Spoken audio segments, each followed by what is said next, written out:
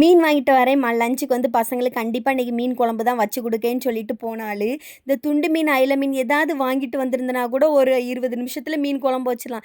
இது பார்த்தா நெத்திலி மீன் இதை வந்து கழுவி தந்திருந்தனா கூட ஓகேன்னு சொல்லலாம். ஆனால் அது கழுவவும் இல்லையா, இதை வந்து கழுவதுக்கே இன்றைக்கி ஒரு பாடு நேரம் ஆகும். அதனால் நான் ஒரு சைடில் உட்கார்ந்து மீனை கழுவ ஆரம்பிச்சிட்டேன். இன்றைக்கி வந்து பசங்களுடைய லஞ்சுக்கு எல்லாத்துக்குமே இவங்க தான் ப்ரிப்பேர் பண்ணிட்டு இருந்தாங்க. அவங்க வந்து கோஸெல்லாம் கட் பண்ணி எடுத்து வச்சுட்டாங்க. அப்படியே ஸ்நாக்ஸுக்கு வந்து ட்ராகன் ஃப்ரூட்டையும் கட் பண்ணி எடுத்து இன்றைக்கி மீன் குழம்ப கூட கூட்டி அடுப்பில் போட்டது அவங்க தான். நான் மீனையும் கழுவி எடுத்து அப்படியே குழம்புக்குள்ளே போட்டு அப்படியே ஒரு 4 5 துண்டு மாங்காவையும் போட்டு எடுத்து பசங்களுக்கு வந்து கோஸ் பொரியலும் வச்சு இன்றைக்கி சூப்பராக மீன் குழம்பு வச்சு அவங்கள கொடுத்து அனுப்பியாச்சு. அதுக்கப்புறம் இந்த மத்தி மீன் வந்திருந்து, அப்படியே கட்டா மீனும் இருந்து. கட்டா மீன் வந்து மாமி வந்து வாங்கி பொரிச்சிருந்தாங்க. நான் மத்தி மீனே நல்லா மசாலா தடவி எடுத்து பொரிச்சு எடுத்து இன்றைக்கி எங்களுக்கு லஞ்சுக்கு வந்து பசங்களுக்கு மட்டும் பொரிச்ச மீன் இல்லை, அவங்க ஈவினிங் வந்து சாப்பிடுவாங்க. நாங்கள் வந்து அப்படியே நல்லா சுட சுட மீன் குழம்பையும் வச்சு அப்படியே கோஸ் பொரியல், மத்தி மீன், கட்டா மீன் எல்லா ஃப்ரையும் வச்சு நல்லா சாப்பிட்டாச்சு. லஞ்சு சூப்பராக இருந்து.